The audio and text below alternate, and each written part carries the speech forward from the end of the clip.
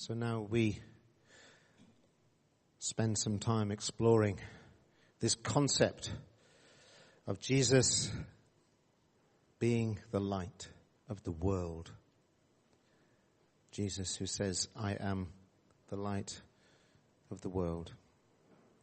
So we're focusing on chapter 8.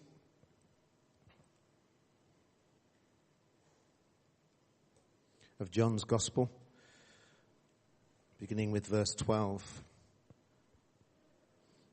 And then I also invite you to hold in your mind and also to go away and read John chapter 9, the whole of John chapter 9, where Jesus heals the man who has been born blind by the pool, where he rubs mud into his eyes and enables him to see. And there's a big investigation about this. The Pharisees are not happy about what Jesus has done, when he has done it, who he says he is. The man is a bit confused about who Jesus is, has a further encounter with Jesus. And in that encounter, Jesus reveals who it is that he is.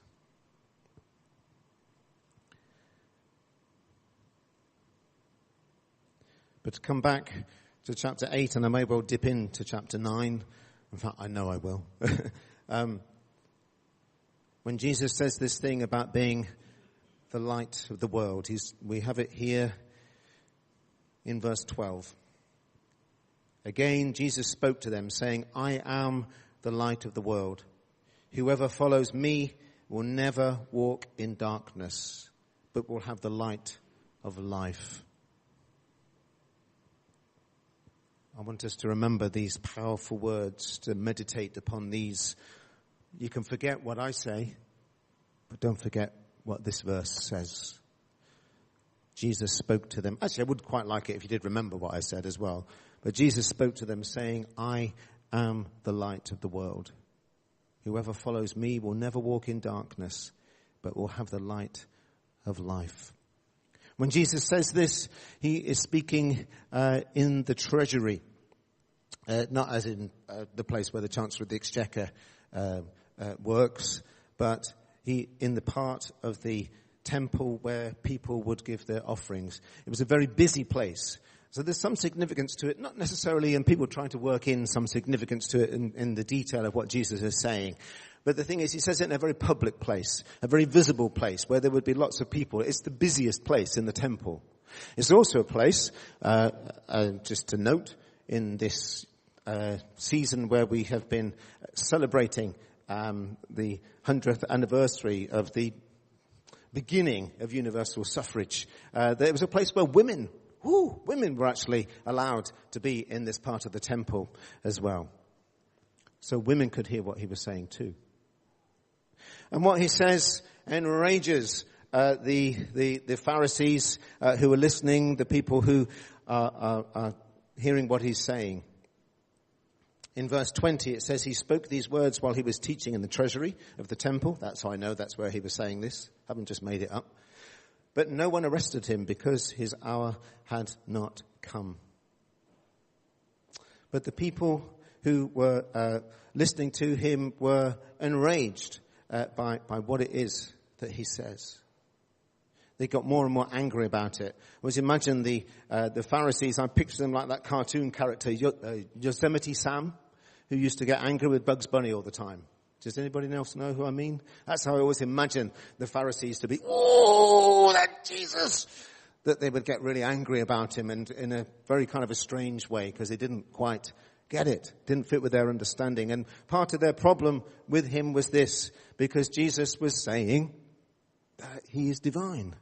And Jesus, by using these two words, I am, was signifying that he is God, the Son of God. And that did their heads in. They couldn't go along with that. They couldn't get that. And this, they could have gone along with lots of the things that Jesus was saying. might have agreed with lots of the things, the ethical teaching that he had, but he kept on then dipping into this divine stuff and then saying that he has this close relationship with the Father, with God, that he's been sent by him, and not only that he's sent by him, because that might be all right, he might just be a prophet, but that he is the Son of God. When he says, I am the light of the world, when he says, I am the good shepherd, all these things and the different ways that he says this gets him into deep water with those people. I remember back in the 80s when the miners' strike was on, and me and my dad had slightly different politics. I was fully supportive of the cause of the people from the NUM, the striking mine workers. And my dad was sort of okay. My dad was a liberal and I was not a liberal. But he used to then say the problem with Arthur Scargill, I'm sorry if you weren't around at this time, but anyway, but Arthur Scargill, who was the leader of the miners at that time, the problem with Arthur, he used to say to me, is he keeps saying he wants to bring down the government. Okay? The problem with him is this. And that was a block for my dad with, I'm not saying whether it was or wasn't for me, but for my dad, that was a block for his support for the miners. In the same way, a block for the support that the Pharisees might have for Jesus was he keeps on saying he's the Son of God, pretty much. He keeps on giving these really, really hefty clues that he is saying, I am God. And that blew their minds and meant that they could not go along with what he was saying. And this is why towards the end of this whole section that we have here, we see that they are starting to look of ways that they can bring about his downfall. And Jesus is saying these things about himself. So this I am thing, there it is. 3 large letters at the back there is so important in understanding who Jesus is. Because what he is saying here is about his identity, who he is as a person. And he's saying here, I am the light of the world. I always think it's interesting when something is something of something. It makes it much grander. So we have, rather than Birmingham Library, we have the Library of Birmingham. Makes it sound much posher, doesn't it? So if Jesus just says, I'm the world's light, then that's still pretty good. But actually, he is the light of the world. It's a much more grand title. If he talks about the light of life, which he does here, again, it has this much grander sound of ownership, of being something really good. People from, north of Derbyshire talk about if somebody's hard and they rule the place, they'd be the cock of the north. Anybody heard that phrase before? The cock of the north, right? So that means like you're the toughest man in Yorkshire if you're the cock of the north. Would that be right? Yorkshire person? Pretty much. Thank you. Getting a nod from Chris, so that's good. Like we have all these things. You might be the talk of the town, the back of the bus, the queen of the south, all these kind of things. So it implies that you're the best, you're the top. And that's what Jesus is saying. Not because he's big-headed, but because that's who he is. He's the Son of God. But he shows that he's not big-headed. He shows that he hasn't got a bob on himself. I don't know if that's a proper phrase, but we use that in our family, okay? It doesn't show that he kind of thinks he is the big I am, because he is. Yeah? Because that's who he is. He is the Son of God. So he's legitimate in saying these things, but he shows a way of acting on that which is very different from how people might think that somebody who just thinks they're great might behave. And what Jesus is saying when he's talking about being the light of the world is that it's not really to do with, in this instance, a light shining in the darkness. Those nice images that I like to use and we like to use about light shining darkness to give us hope in this world. And we've sung about some of those things too. And that's right. And that's good. And we can back that up in Scripture and what we see. And we can back that up in the way that we struggle in life with all the hardships of life. And we know that light, the light of the world, can help us to get through. But where Jesus is talking here, he's really talking about something to do with believing in him and getting who he is and his identity. This is why I'm saying this thing about his identity. It's about who Jesus is and us being able to see who Jesus is. And Jesus overcomes all the challenges that Jesus overcomes in order to enable us to see things properly. And knowing Jesus means that we can see it all, that we can make sense of life, of what is most important. I am finding that I need to wear these now. My eyesight is not so good. And sometimes, especially with these Bibles, I wish that I had them on a Sunday morning. And I think, as I've said before, to make myself look a little bit more important and serious, so I can take them off when you make a big point, like proper preachers do. So then I find that's good. But then I also find that I need to have, oh my word, I nearly tripped over then with these ones. They're only from Poundland. But then I also discovered that sometimes it's not enough when I'm sitting at home in my nice subdued lighting, that then I need to have a bit more in the way of light. And then I can actually see just those kind of strange blurry black and white bits. And I can see what it says. I can see what it is that the word is that I'm trying to read. And Jesus is playing that role for us. That he's giving us that light that enables us to see. Opened my eyes, let me see. Yeah, that's what we've sung this morning. That's what we sing many times when we sing, Here I Am to Worship. He opens our eyes, and this is what he's talking about here. What he's talking about here is enlightenment. Ooh, isn't that just for Buddhists? Nah, that's for Christians. It's about enlightenment, enabling us to see Jesus and all that he is, and in John's gospel especially, all that he is as the embodiment of wisdom, of God's wisdom. That's why it begins in John chapter 1, the fantastic prologue that sets out all the things that John's going to talk about, all the things that Jesus is. About the Word became flesh. The Word, because it is about wisdom. And it's about the light that Jesus shines in this world that helps us to see who he is. And we can judge the deeds that he does. Never like that phrase. It needs to be something else. Anyway, the things that he does in that light, in that way. It gives us this enlightenment, this deep spiritual concept that enables us to really, to be all switched on. Suddenly the lights switch on for us. He is true wisdom. He is true understanding. And so when he shines his light in our lives, we are able to see the truth about life. We are able to understand the wisdom that comes from Jesus. We're able to make sense of the things that he does, like when he heals this man who has been born blind, who sits by the pool, waiting for somebody to come and open his eyes. In chapter 9 and verse 35, I don't know if Clive could just get, I know he can, but thank you. If you would please, Clive, get chapter 9 verse 35 up on the screen.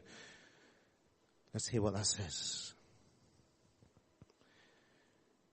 Jesus heard that they had driven him out. This is the man who they've done this big investigation on. And when he found him, he said, "Do you believe in the Son of Man?"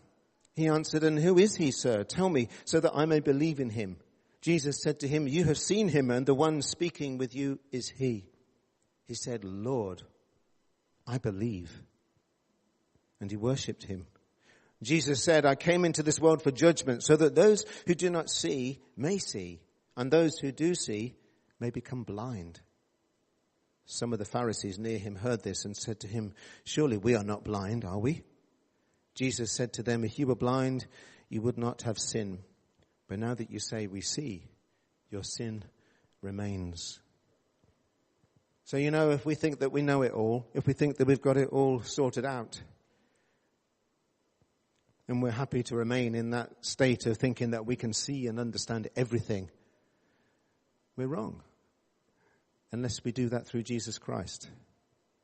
We can be as good as gold and as nice as anything, but unless we do those things through this understanding of the one who can open our eyes so that we can really see, then we've not got it right yet. Just like the Pharisees hadn't got it right yet. They thought they had it all stitched up. They thought they understood it all, that they were the experts. But Jesus shows them something different.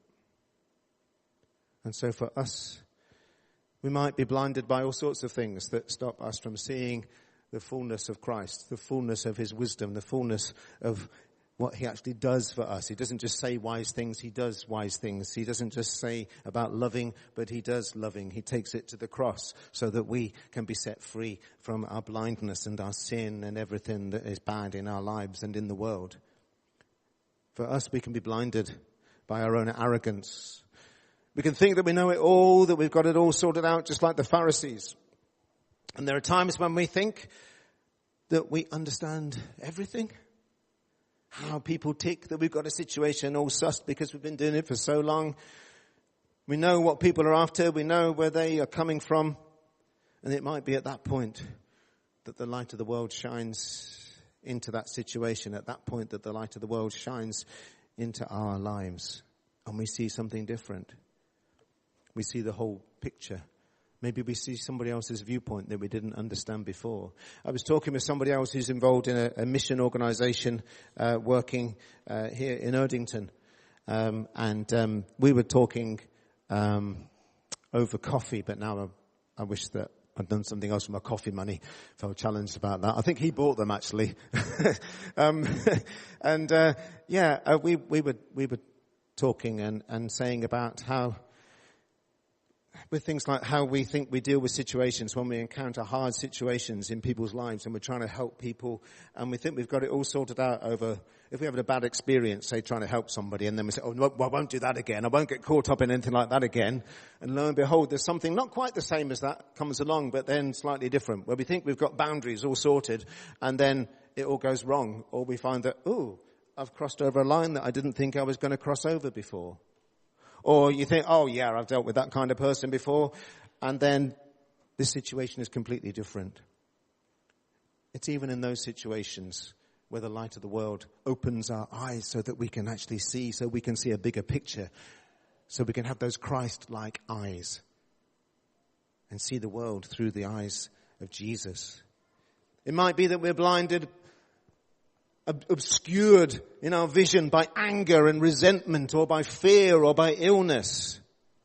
It might be any of these things that are clouding our vision so that we can't really look at life in a positive way, in a Christ-like way, in a way that means that we can understand, or in a way that actually means that we can attain that healing, we can attain that wholeness. And for us, Jesus can dissolve those things, just like, when I don't know about today, maybe today, when the sun is strong and there's clouds getting in the way, and then you kind of squint up and the clouds just kind of disappeared. It's been melted away. It's probably the wrong scientific word to use in that instance. It's been vaporized, even more so, dispersed by the heat of the sun. And Jesus, the light of the world, the light of our lives, can disperse that gloom, can disperse that darkness so that we can see clearly. Sang a reggae song last week. I'm not going to do it again this week. But I can see clearly now. The rain has gone. Jesus enables us to have that clarity of vision. That doesn't just mean that we can just kind of understand nuts and bolts, technicalities, but so that we can get to that true wisdom, that depth that comes through knowing Him, that enlightenment, that seeing what the true path, the true way is, that openness that helps us to be understanding of where other people are coming from, and helps us to have what I think is one of the greatest gifts that we can have from God if we are following in the footsteps of Jesus, is to be able to follow in His footsteps by understanding what it's like to walk in other people's footsteps. What it's like to walk in other people's shoes. To open our eyes to these things. So that we don't become small-minded, anti-everything, back to the past that never even was kind of people. But the open, life-giving, light of life, light of the world, wide vision way of being. So please, if you haven't done already, welcome the light of the world into your life now. He will open your eyes so that you can see. And even if you feel that you've done that before, we need to keep on coming back to the source. Keep coming back, and He will illuminate things and enlighten us all the more. Amen? Amen.